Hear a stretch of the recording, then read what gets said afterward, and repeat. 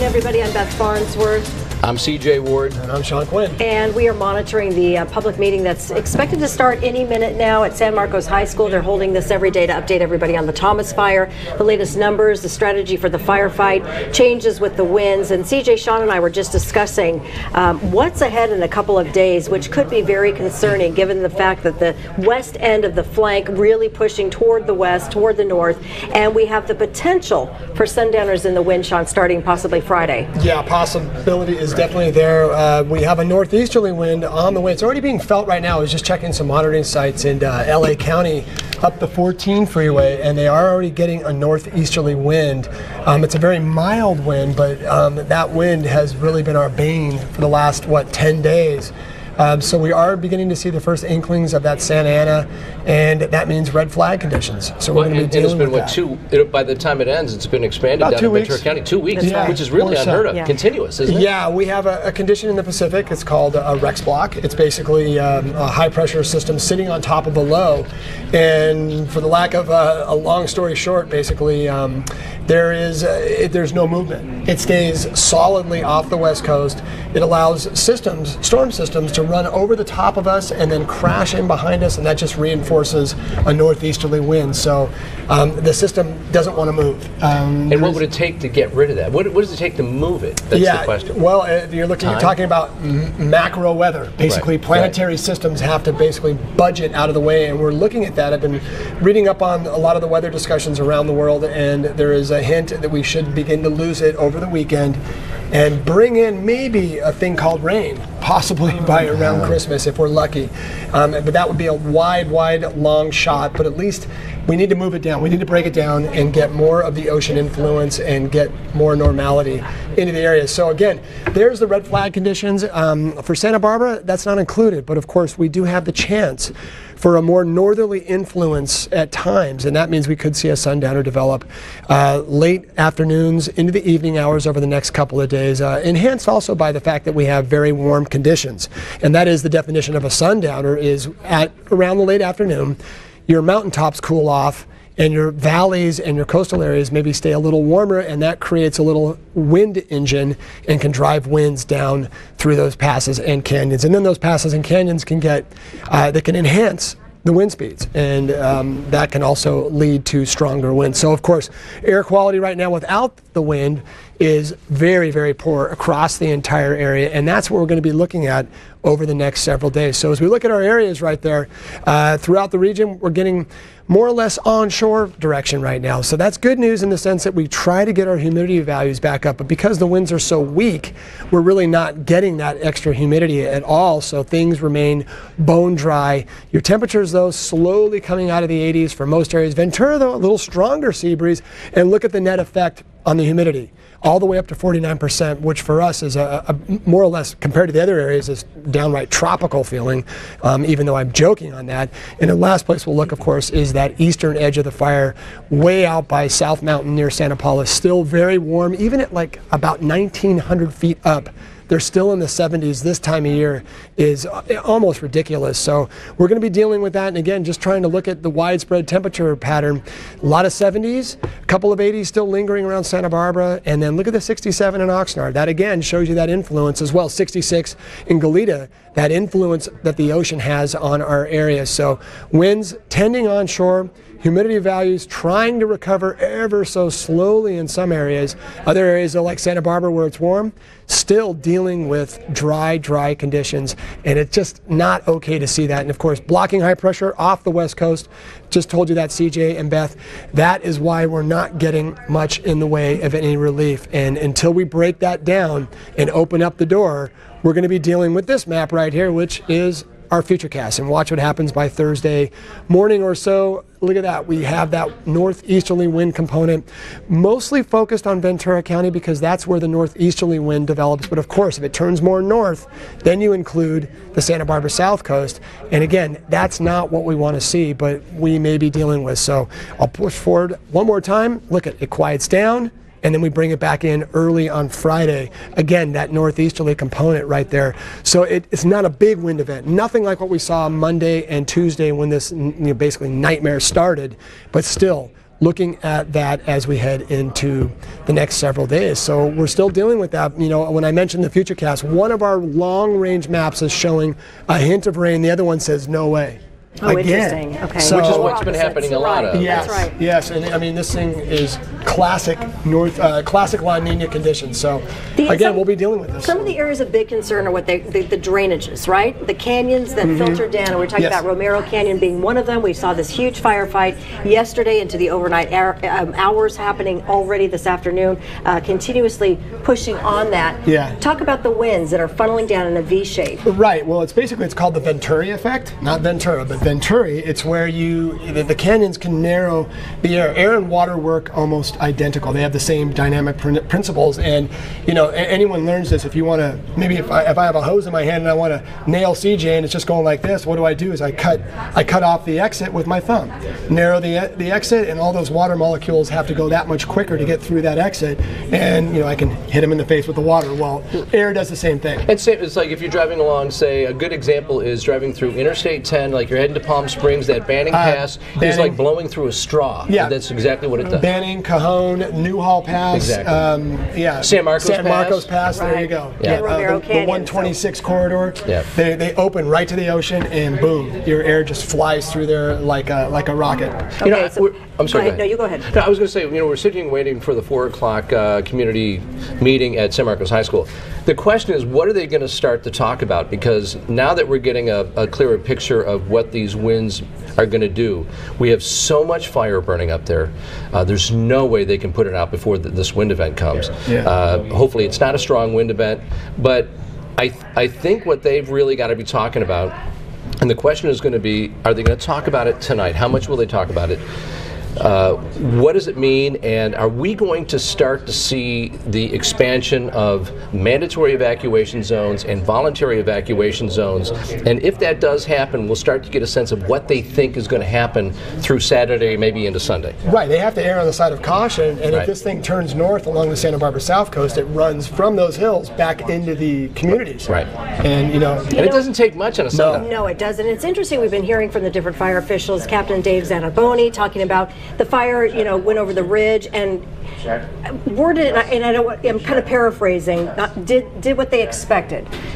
The fire behavior is what they expected, and then they had all of the crew people in place. They had been inserted in place so they could fight it from below, protecting the fire structure. come to them. Right. Yeah. Let the fire, but which is worrisome, right? From a layperson view, saying, "Oh my gosh, the fire came over the ridge. Right. It's coming down toward the homes." But fire officials are saying we've got people in place. So if that happens, we've got the structure protection. But CJ, I think you're right.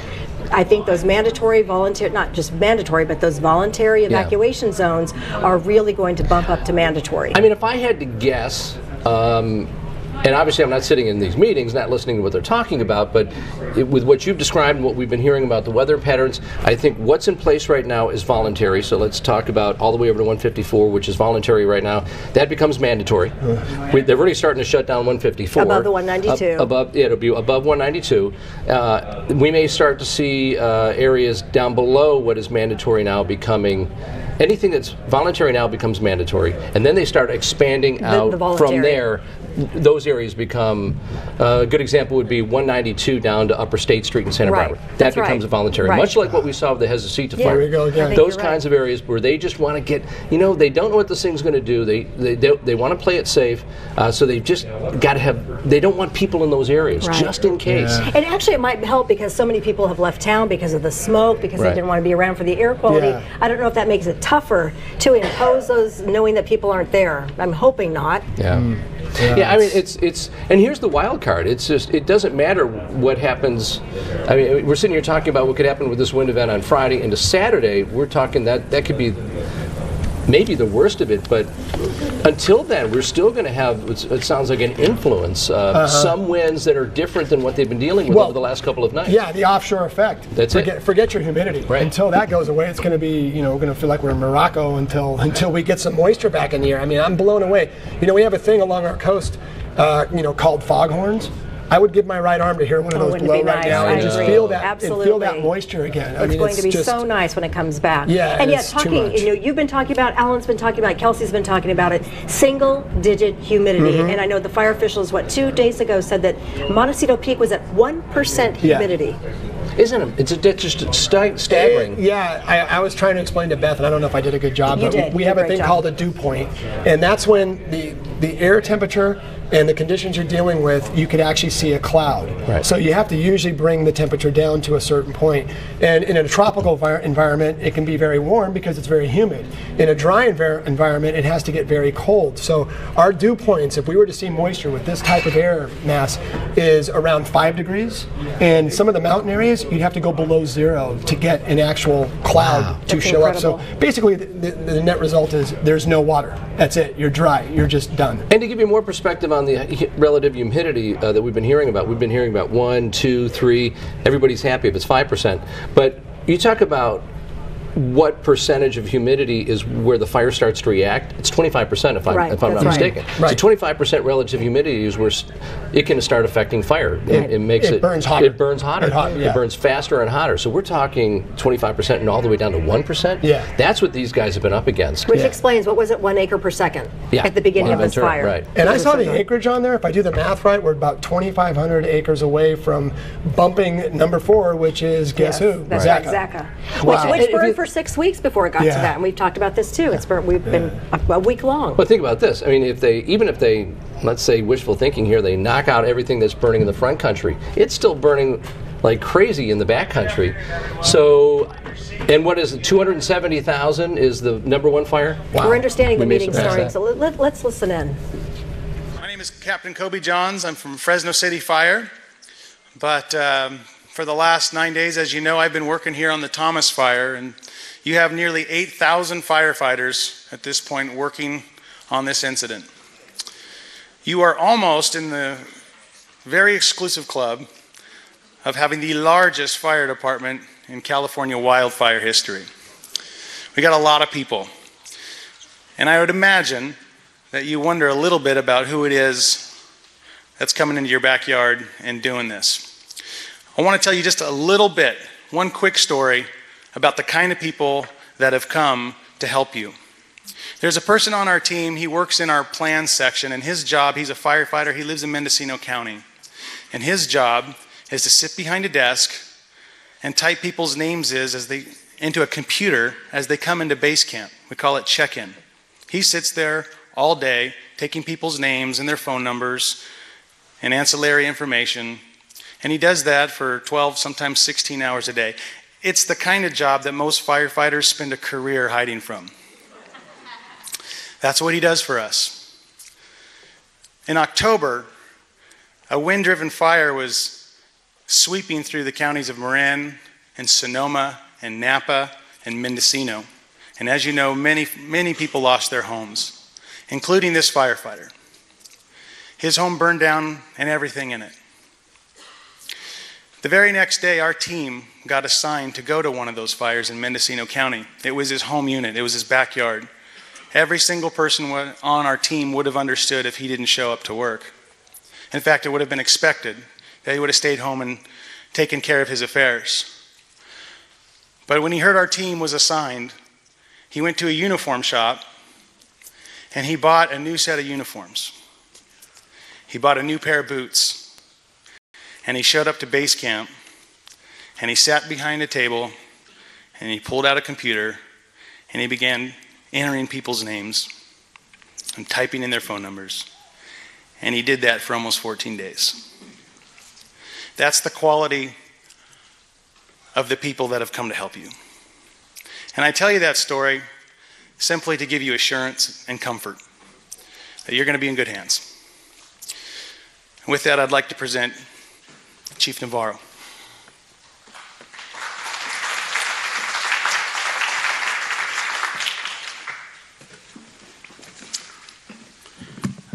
Thank you for coming. And to those of you who are watching, I want to thank all of you in respect to the honorable elected officials who are here, city and county executives, distinguished guests representing cooperating agencies and districts. My name is Navarro, Fire Chief for the Carpinteria Summerlin Fire Protection District. As you know, our community was the first to experience the enormity of the Thomas Fire. We were a bit more prepared, fortunately, but we were in position to see the fire coming. With members from our Type 3 incident management team, whose members include Carpinteria, Montecito, Santa Barbara County, Lompoc, Santa Maria, Vandenberg Air Force Base, and Los Padres Forest, departments all representing a team for planning purposes such like these. Along with the county sheriff, city manager, and staff, and the Office of Emergency Management, this team put together a plan using wildland fire attack, identifying the number of resources, evacuation zones, road closures, and control points 24 hours ahead of the potential fire threat. This plan was then shared with the Unified Command Team CAL FIRE Team 4 by our operations chiefs and was approved and authorized for the necessary resource to carry out the mission. You, the community, were a big part of the success because of your diligence in making your home safe with defensible space, adherence in the use of ready, set, go procedures.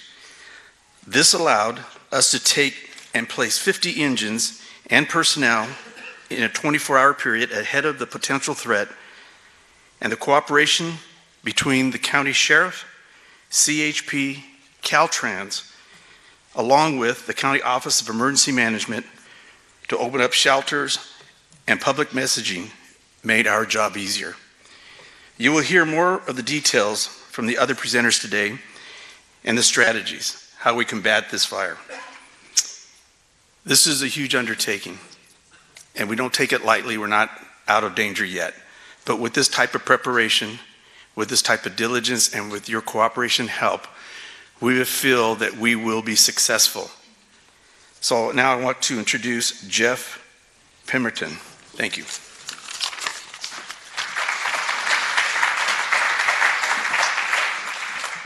Good evening again. My name is Jeff Pemberton, representing CAL FIRE Incident Management Team 4, California Interagency Management Team 4, and all the cooperators that have structures or jurisdictions at risk. I want to give you a brief summary. We're currently 237,500 acres, 25% contained as of this morning, and we have increased our population to just under 8,000 firefighters in your community. We still have 94,000 residents like yourselves evacuated. We have done some precision repopulation of a couple areas just adjacent to the county line with Ventura to get some more folks back home. Excuse me. We continue to have 33 helicopters, 6 Type 1 air tankers, which are large air tankers, 2 very large air tankers, those are the 747 and the DC-10, and 2 C-130s from the California National Guard. We have established, as we talked about yesterday, the mobile retardant base here off Highway 154 in Santa Barbara, and we have established and moved 300 personnel of those 8,000 to our Santa Barbara camp, as we're referring to it, off of Highway 154 as well. The other thing I'd like to share with you is the values at risk that we're concerned with. We have 226,000 residents that we believe in our estimations are at risk. That includes 62,000 structures, 900 communication towers that allow us to talk not only on our cell phones, but allow your first responders to be able to talk on radios, 4 electrical power plants, 23 electrical substations, 301 miles of transmission, oil and gas lines.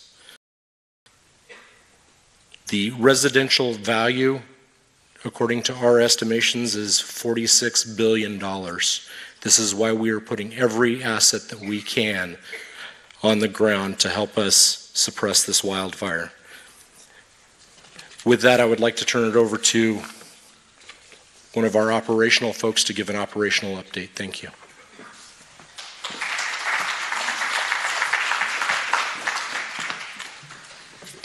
Hi folks, Chris Childers with the Santa Barbara County Fire Department, Battalion Chief, and operations out here on the Santa Barbara side of this. So we've had some good success today. We've had a very good day. As you probably noticed, a little bit cleaner and clearer air today as we brought that onshore flow in, or the onshore flow occurred. I'm reminded of Mark Twain, who said, everybody complains about the weather, but nobody does anything about it. We didn't do anything about it, but we had a great day. And the fire didn't spread much, and right now we are putting air tankers on the western edge of the fire. And so we've had some success, and the direct attack that we talked about 2 nights ago is looking at least possible, and we're going to fly it and do everything we can to make that happen.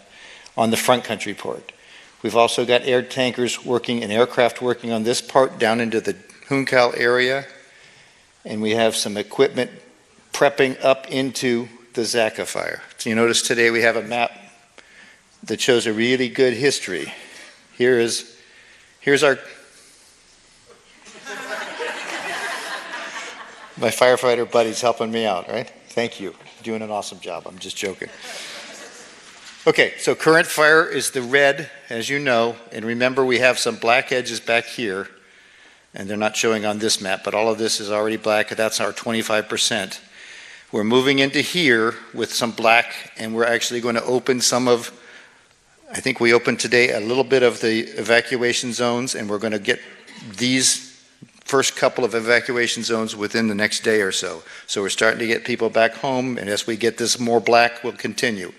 We're having some success along here, more success in this area, using a little firing, and we're using aircraft again on this part. And then that takes us down into Pendola, or the Juncal area, and over to Pendola, and we have some work going on this side. So a very good day today. You notice, as we talked about, the fire itself stopped on the 10-year-old fuels of the Zaka fire. So we tie into the Zaka fire, we are looking pretty good.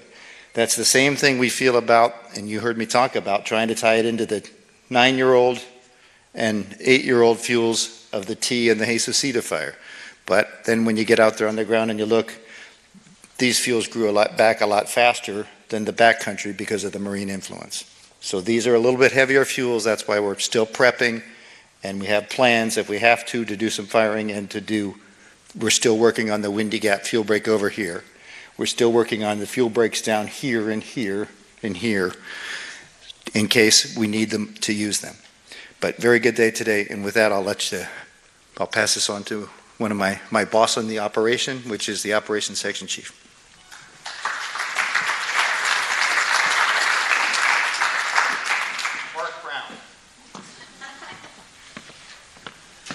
In case you didn't hear, my name's Marc Brown. I'm the Operations Section Chief for the Thomas incident. My day job is Deputy Fire Chief for the Marin County Fire Department.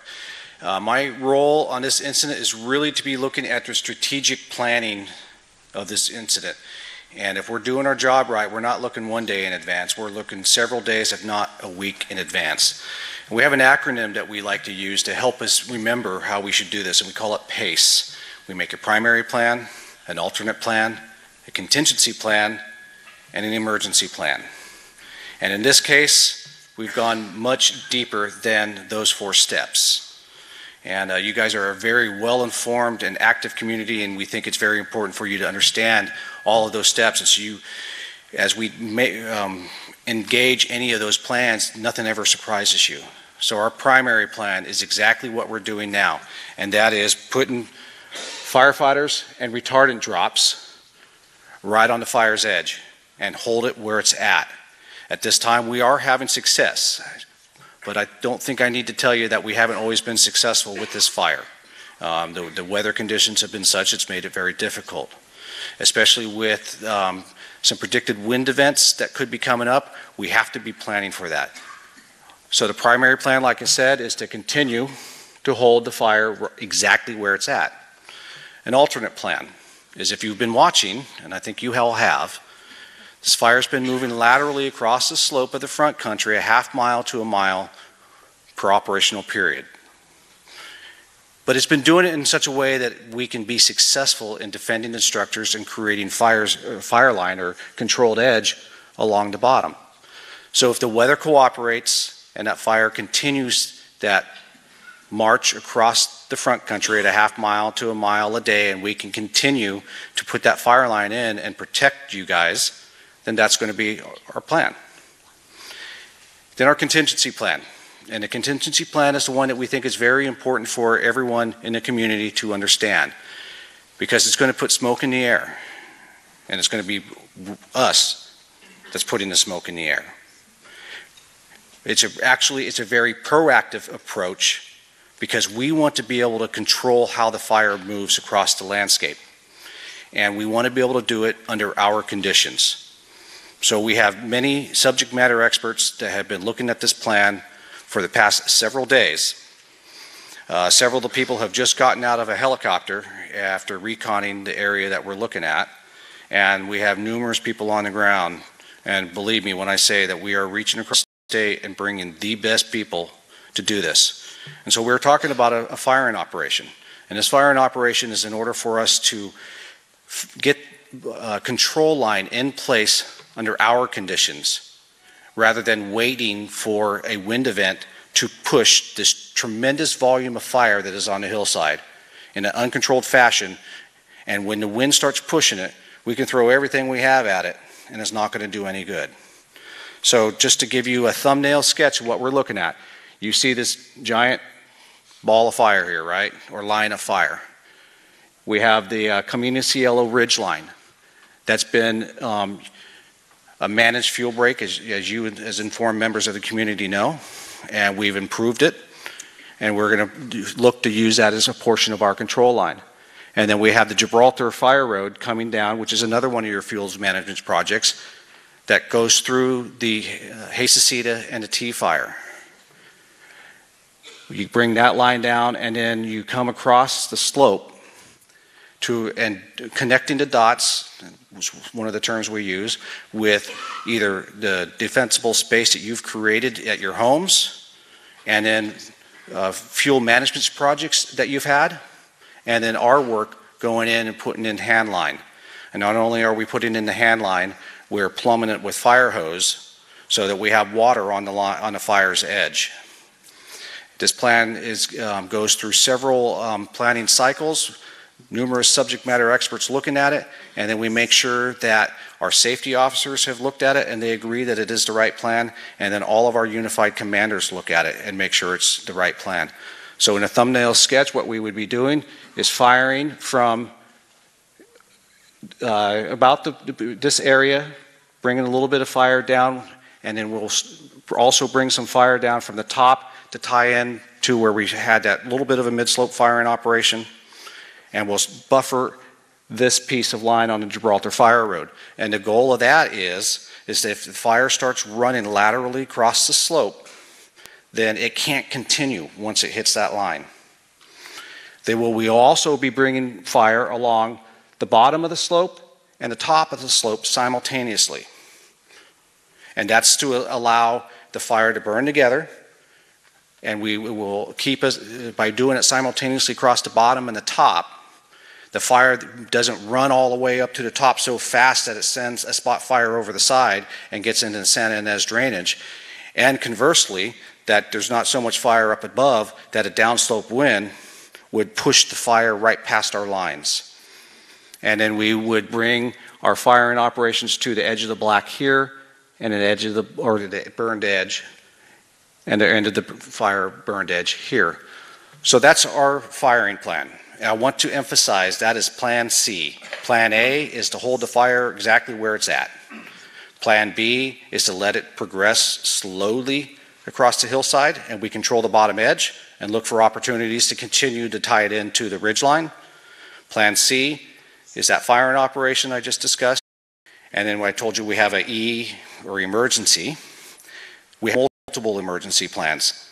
The one that affects the community is that we have approximately 400 fire engines staggered throughout the communities, and it would be doing point-to-point structure defense. We also have Highway 154 off the map that we have been preparing so that if the fire does make a hard run at that, we can do a similar firing plan that I just described along Gibraltar and along the bottom, along Highway 154 and up through Windy Gap. We're also concerned about the piece of fire that's in the Santa Ynez drainage. You can see what a great job the Zaca fire has done in containing the fire. That the shape right here is not an accident. We're going to continue to use that as an anchor point for us. And we have the Gibraltar Fire Road on the other side of the community of Cielo tying into the reservoir. We would do a similar firing operation there to stop that spread so we can hold it there. And then our contingency plan behind that is the Windy Gap Fire Road. And that is, in a nutshell, our strategic plan for this incident. I'll pass it off to our F-band and give it to him.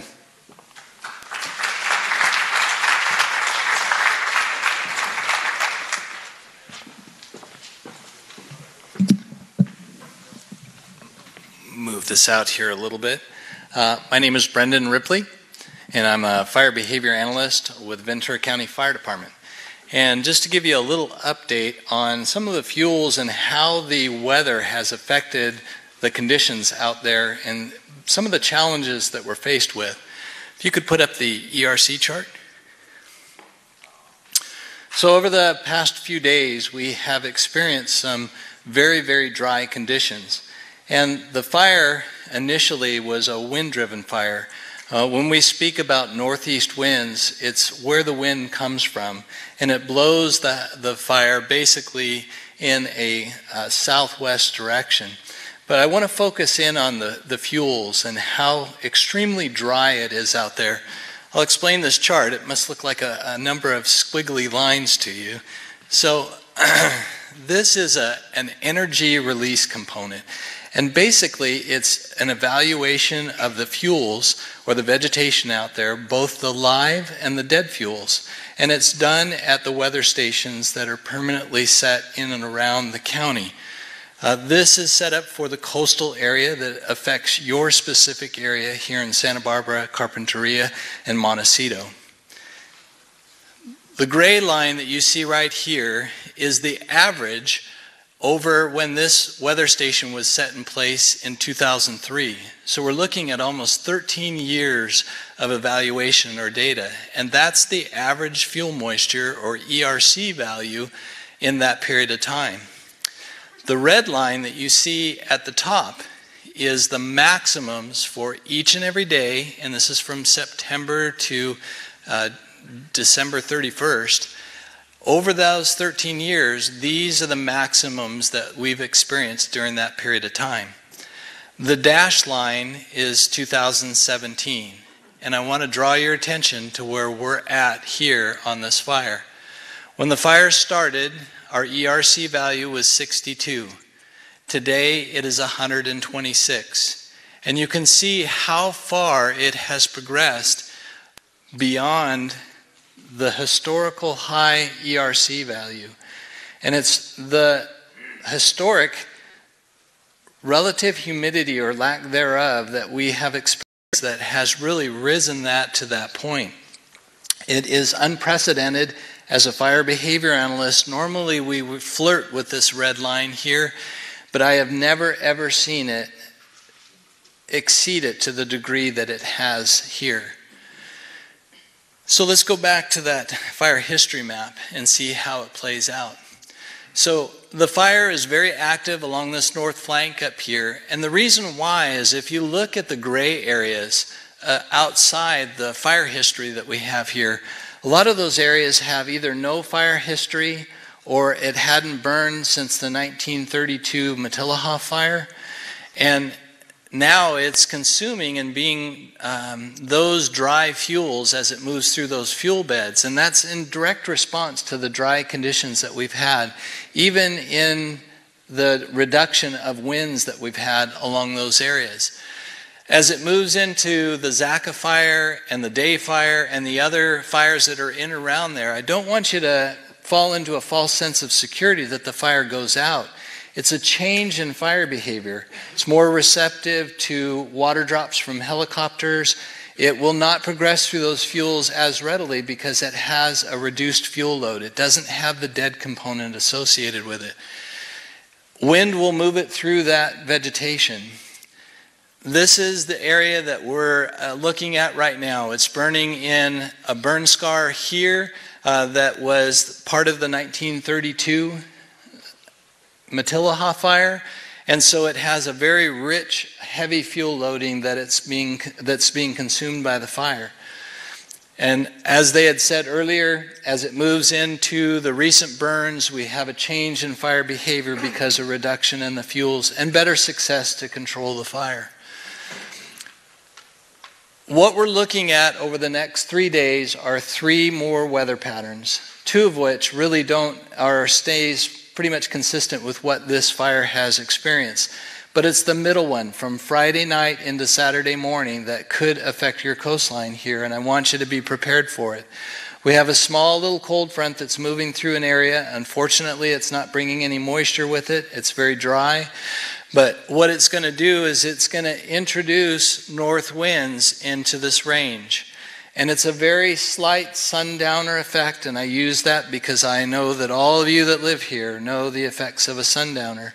But what we've had in the past couple nights, being down along the front country, it's very chilly, very cold. And as soon as you get up to where the fire is burning, it warms up. It's in the mid-60s.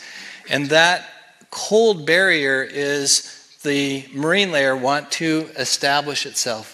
But because of all that dry air that has been introduced out here, it doesn't bring any moisture back in with it as it normally would. But it's holding the fire at bay. It burns very active across the top of the ridge. It backs down through the vegetation that's here down behind the homes and gives us the opportunity to implement that first plan that he talked about. But Friday into Saturday is our next challenge.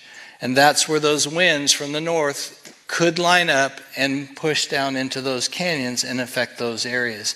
So I want you to be prepared. I want you to make sure that you are prepared for that possibility. Sunday is another return of a possibility moderate Santa Ana wind event that mainly affects this area, the fire out here, out towards Fillmore in this corridor. It reintroduces winds into the northeast and mainly kind of goes back into the same pattern that thus far has been a good weather pattern for us to be able to manage the fire in this area. And I'll close with this. We are very, very cautious in working in with this fuel bed. The other night I was working, kind of talking with some firemen, kind of looking at the weather and how things were burning in up there. And I looked over at them. They were making a decision whether they were going to drop off the hillside and kind of one of those questionable operations. And I looked over him and I go, you know that you're within the Romero burn scar. And the Romero fire was 1971. I was a young teenager in the Thousand Oaks area, and we lost 4 dozer operators to a fire in the weather scenarios that accompany the sundowner winds. And one of the individuals behind me said, yeah, it's right behind you. And it was in the canyon right behind us. He said we had just replaced the crosses back this year. We had found the burnover site, and we had attached new crosses to it.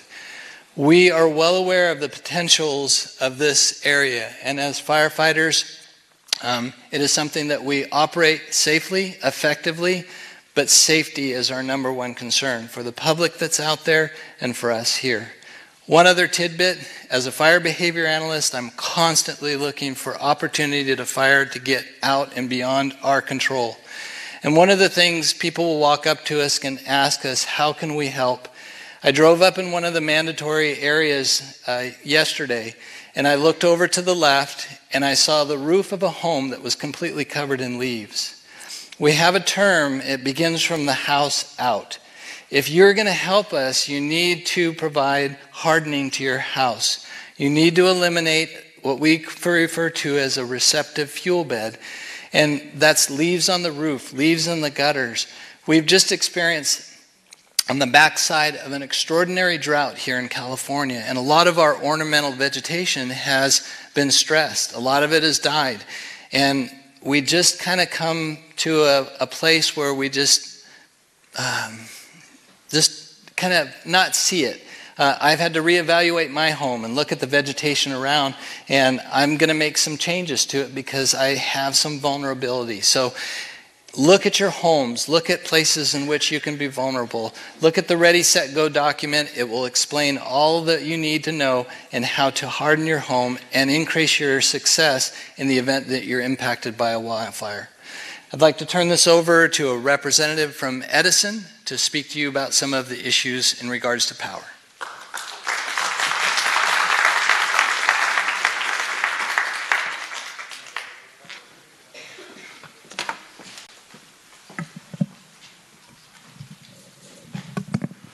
Good afternoon. My name is Rhonda Guthrie with Southern California Edison. The fire is continuing to threaten the transmission line serving Santa Barbara, but at this time, no Santa Barbara customers are without power as a result of the Thomas fire.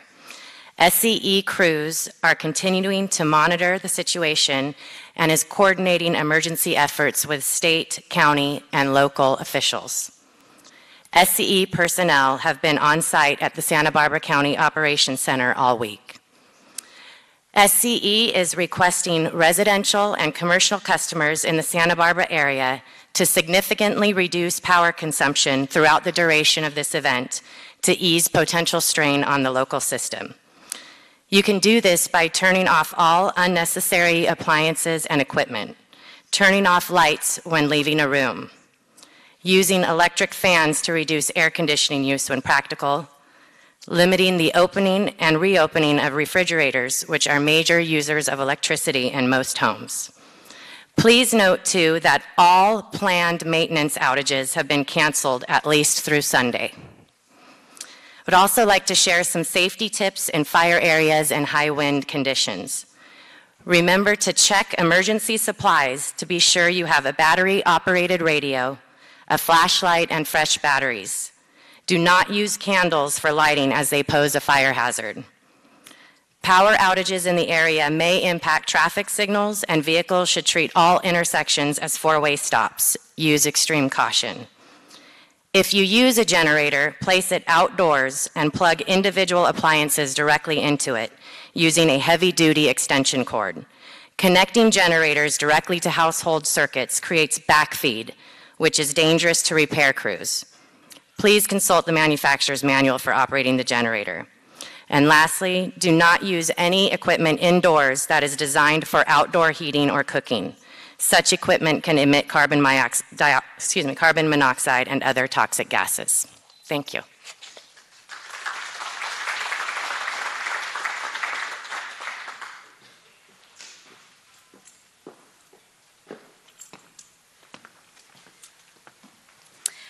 Good evening. I'm Cindy Ponce. I'm the captain of the Santa Barbara, California Highway Patrol.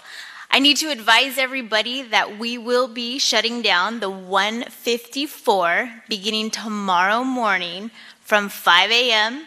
to 9 a.m. each day to allow for ingress and egress of all the fire equipment coming out of the Cachuma Lake camp.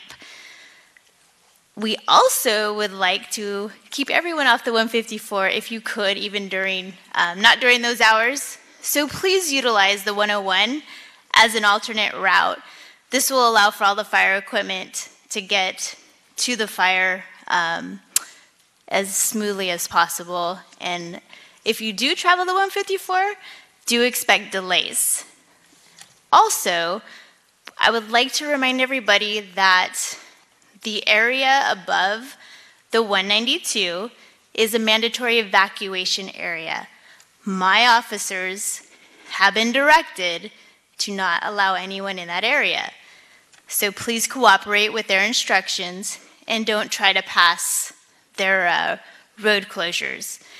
If you do live south of the 192 and your residence is only accessible from the 192, you will be asked for identification. The officers will verify your address and then allow you to pass through to go to your home. South of the 192, that's in a voluntary evacuation zone. So please cooperate with the officers. This is so we can keep people who don't live there out of the area.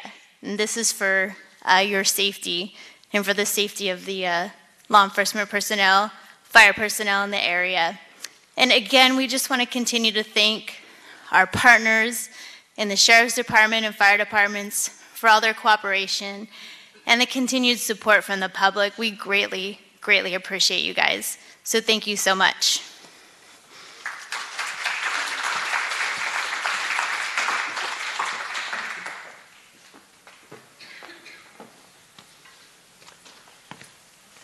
Good afternoon. I'm Bernard Malecki, the Undersheriff for Santa Barbara County.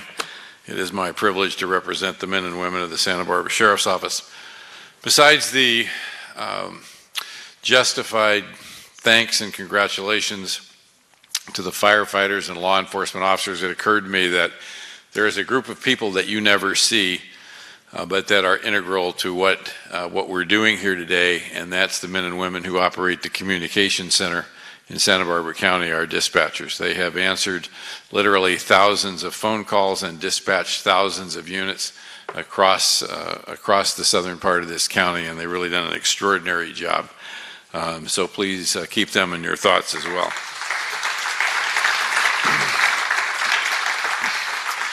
There have been changes in the evacuation areas that was alluded to earlier. The mandatory evacuation order today was reduced in the area of Rincon Point to a warning area. This means that people will be, it's now a voluntary evacuation area, people will be allowed back in there. There are approximately 98 residences there, and sheriff's deputies assisted residents as they moved back into those areas. Also at 4 o'clock today, right at the beginning of this town hall meeting, all of the evacuation warnings from the 101 south to the ocean, from Santa Claus at Lane at Padero, east to Rincon Beach Park, have also been lifted. There are 5,700 people in this area. There are now currently 7,100 residents under mandatory evacuation and 28,000 people living in warning areas. Fire behavior, people have talked about it at length. I'm not going to dwell on it. Just please remember that if you live in an evacuation area, you still need to be prepared to go at a moment's notice. We've had a couple of days now of good news, of calming news, and we're a little bit concerned that people will start to become complacent. As has been mentioned previously, there are some weather conditions forecast that could cause this situation to change very quickly, and we want to make sure that everyone is ready about that.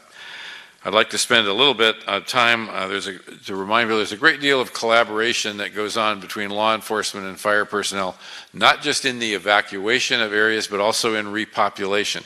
The introduction of people back into the areas where they live is a very formal process. It's carried out in a way to ensure the safety of everyone involved, that all the heavy equipment has been moved out of the area, that utilities have been restored.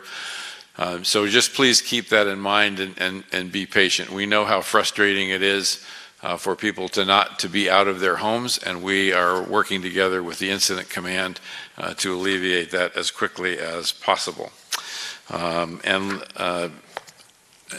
Reminder that I've thrown out for the last couple of days, if you live in a voluntary evacuation zone, please keep in mind that some of your neighbors may have self-evacuated, and keep an eye on their house. Treat it as you would a neighborhood watch project. And remember that Sheriff's Office, Highway Patrol, and Santa Barbara police officers are continuing to respond to calls for service. They are able to do so.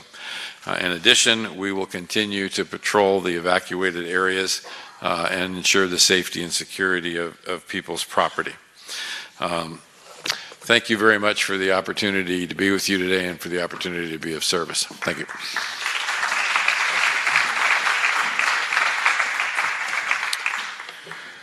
Okay, we're going to move into a question and answer portion of our evening. We'll do this just a little bit differently than the way we've been doing it.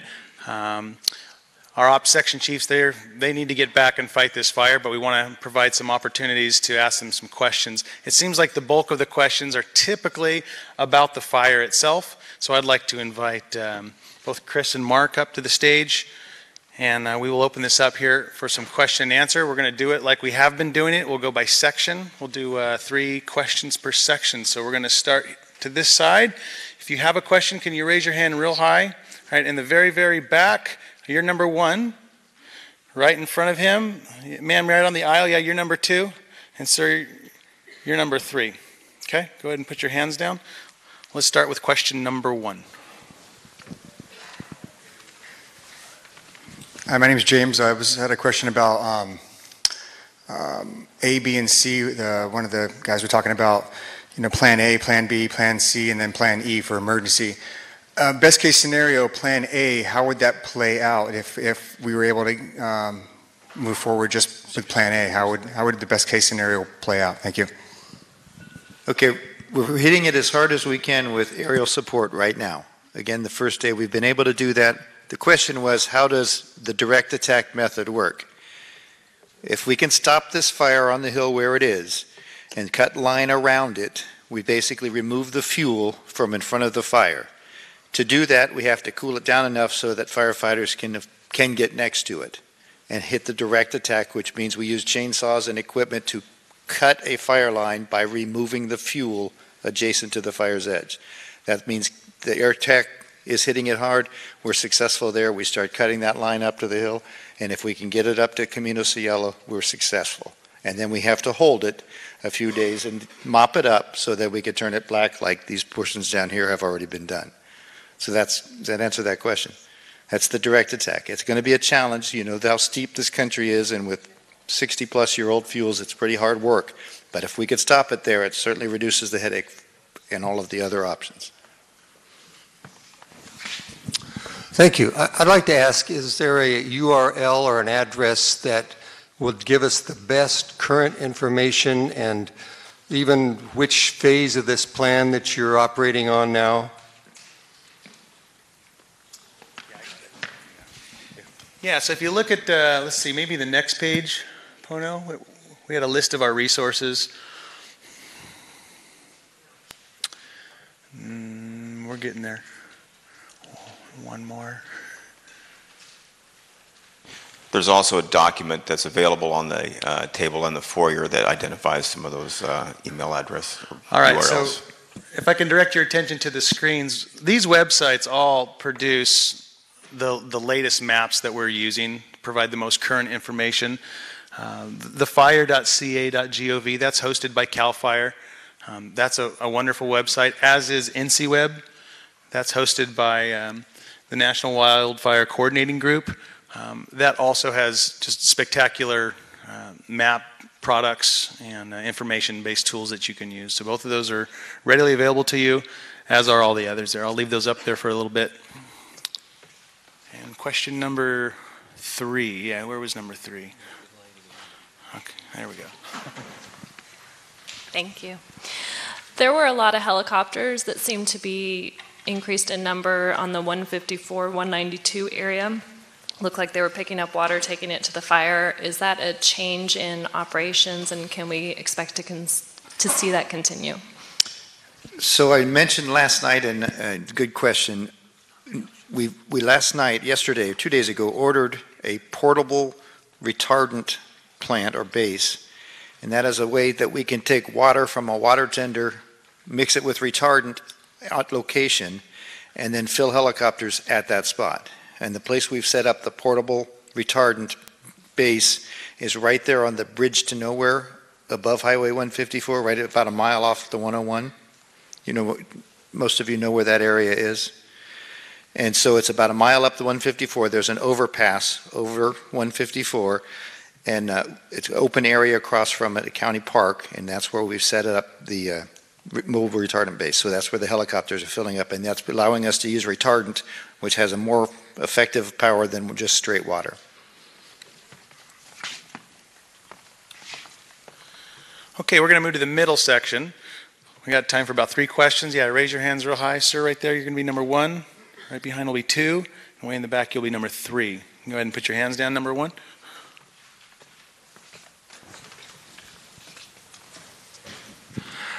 Yeah, we live at the top of Mission Canyon on the eastern ridge, and that was just inside the eastern boundaries of the Jesusita fire and the western boundary, I believe, of the T fire. So we're particularly interested in if we could ask for further clarification on the plans for the Gibraltar Road area, the protection from that line.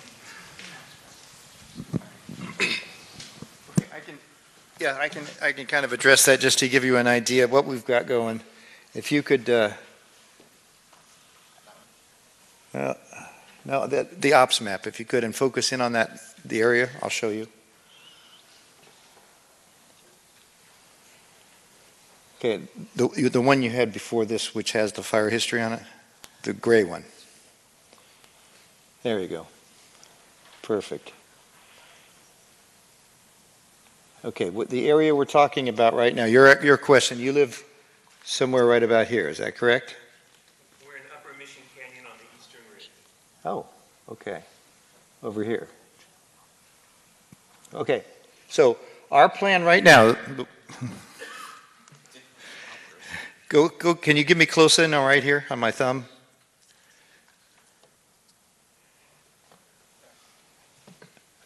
Okay.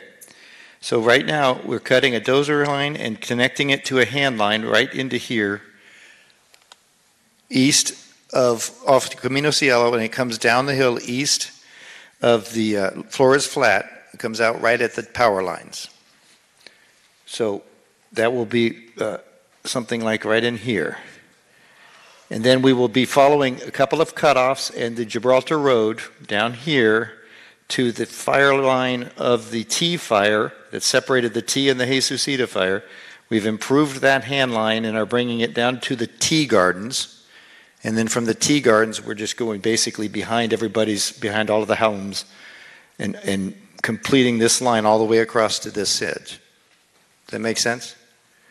And then the top of that is the Camino Cielo fuel break. And we've scraped the ridge off like we do on all the big fires. Got it? Hi, could you talk a little bit more about the contingency plan and if you're going to do it, when you would do it, and how does the fact that we're looking at some winds popping up on Friday and Saturday influence your timing? Okay. Again, we have the pace. We're here at the primary. We're trying to get it. The alternate is to let it help itself, work itself over, and keep trying to get it. If the wind starts to change and force us and starts to push the fire towards our control lines on the edge there, this control line I'm talking about, that would be when we would have to start firing it. Originally, it could be, if the fire really went bad tonight, we might have to start tomorrow morning. But we're not planning on tomorrow morning. We're still prepping it. We're looking pretty good. If we had to do it, probably the next day, if it pushed our hand before then. But again, we're hoping that we can get either direct or let it do its thing slowly. If it starts to look like it's going to force our hand, that's when we would make that decision.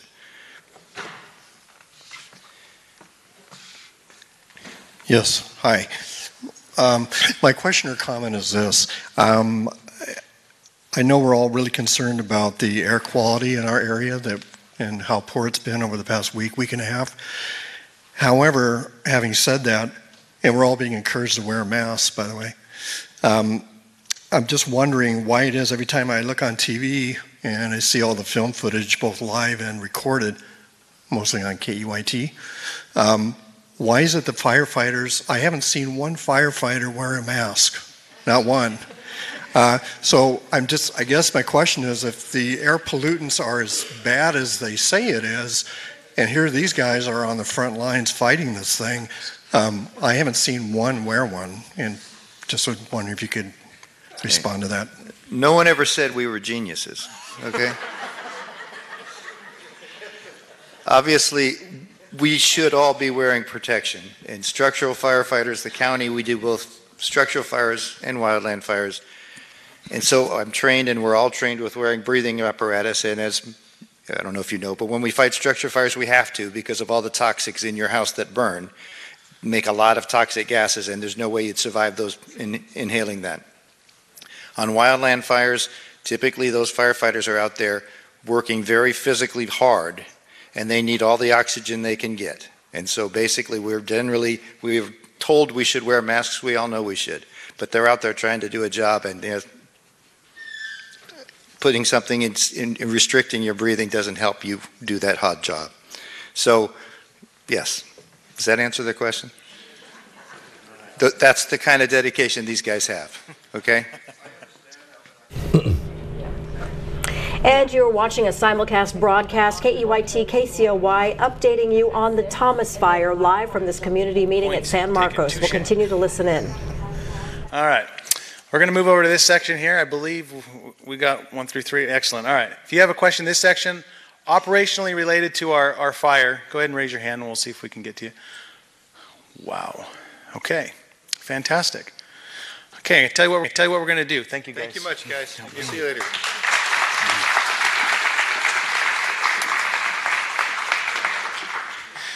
There's a question that came up, it keeps coming up, and that is, are we grabbing water out of the ocean to put onto the fire? And the answer to that, the short answer is no, we're not. Could we? It's sort of a last resort. We're not there. We have a mobile retardant facility that we can dip into, but we're also using Gibraltar Reservoir and I think Jameson Lake as well. So as you see those helicopters with the big buckets on them, they're not grabbing water out of the ocean. Okay? What I'd like to do now is we have a number of representatives from local agencies, everywhere from the Red Cross to the Food Bank to air pollution. I'd just like to give them a couple minutes to introduce themselves, say where they're from, and give you a quick synopsis of what they feel like they'd like to present. And then we're going to have them stay up here and they can answer questions pertaining to their area of expertise. Okay? If you feel like all your questions have been answered already, feel free to file out. Just do so in a quiet and orderly fashion. All right, thank you very much. Let's have our next speaker. Eric, that's going to be you. Oh.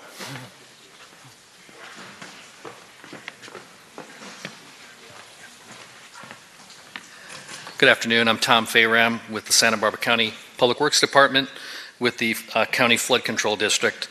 And just some updates as we hear about the firefighting, and as they progress with trying to attack this fire, we're mindful of the fact that winter is upon us, frankly.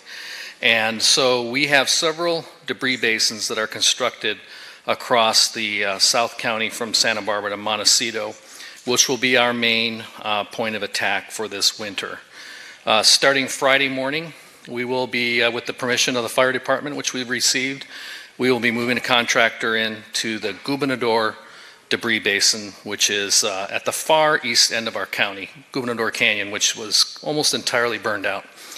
As the fire suppression efforts continue, we'll start moving to the west, and we will be touching up debris basins as the fire personnel deem it safe for us to enter as well. I would remind everybody again, if you're in the fire area, we do have information for protection of your home. This is called the Homeowner's Guide to Flood Prevention and Response. It's available on our website at countyofsb.org/PWD for Public Works Department. The link to those resources are there. And finally, I would remind you again, if you are looking at getting flood insurance, these debris basins will not stop the water that's going to come down this winter. If you deem that you need flood insurance, there is a 30-day grace period before any claims can be filed against flood insurance, which means if you filed for insurance today or purchased insurance today, it would be 1 month from today that you would be eligible for a claim. And with that, I'll be available for questions after. Live, breaking news from News Channel 3. Okay, so we're going to take a break now from the community meeting, but if you do want to keep following it, you can go to KEYT.com, and we do have a live stream there, so you can watch it on our website as well.